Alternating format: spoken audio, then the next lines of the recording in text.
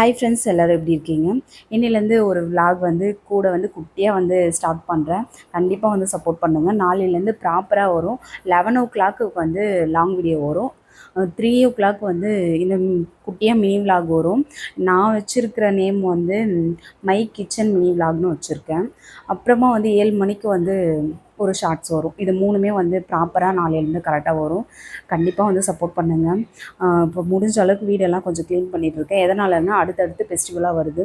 முடிஞ்ச அளவுக்கு வீடெல்லாம் க்ளீன் பண்ணிவிட்டா, புது வீடு தான் இருந்தாலுமே கொஞ்சம் கொஞ்சமாக இருக்கும்போது டஸ்ட்டெல்லாம் க்ளீன் பண்ணிட்டா நம்மளுக்கு அடுத்து இருக்கிற வேலையை கொஞ்சம் ஈஸியாக முடியும். ரோஷன் வித்தி 2 பேருமே எக்ஸாம் வச்சுருக்காங்க. அவங்க 11:30க்கெலாம் வீட்டுக்கு வந்துடுறாங்க.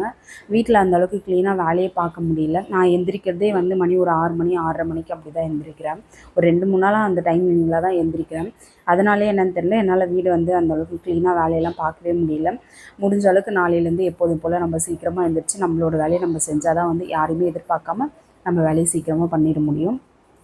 வீடு சும்மா இந்த ஜன்னல் மட்டும் அங்கங்கே அந்த ஒரு சீப்பு, அதுக்கப்புறம் மித்தியோட திங்ஸு, இது எல்லாமே ட்ராயிங்கோட திங்ஸு இது எல்லாமே அங்கங்கே குட்டி குட்டியாக அங்கங்கே சொருகி வச்சுருந்தாங்க. அது எல்லாத்தையும் துடைச்சிட்டு சோஃபாலாம் க்ளீன் பண்ணிகிட்ருக்கேன்.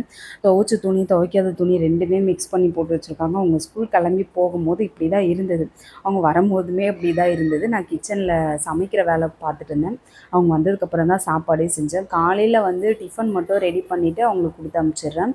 அதுக்கப்புறமா அவங்க ஸ்கூல்லேருந்து வரதுக்கு முன்னாடி தான் சமைக்கவே ஸ்டார்ட் பண்ணுற மாதிரி இருக்குது.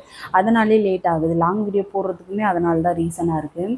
இன்றைக்கி எடிட் பண்ணி வச்சுட்டு நாளைக்கு வாய்ஸ் கொடுக்கும்போது கொஞ்சம் ஈஸியாக இருக்கும். எடிட் பண்ணுற வேலையுமே கஷ்டமாக இருக்குது. எல்லாமே ஒரு ஆள் சேர்ந்து பார்க்குறதுனால கொஞ்சம் கஷ்டமாக இருக்குது. சரி, இருந்தாலும் பரவாயில்ல. கஷ்டத்தோட கஷ்டம் நம்ம இன்னும் கொஞ்சம் கஷ்டப்பட்டால் கொஞ்சம் நம்மளுக்கு நல்லாயிருக்கும் அப்படின்ற மாதிரி யோசிச்சு வச்சுருக்கேன். சரி, ஓகே, நாளைக்கு பார்ப்போம். பாய்.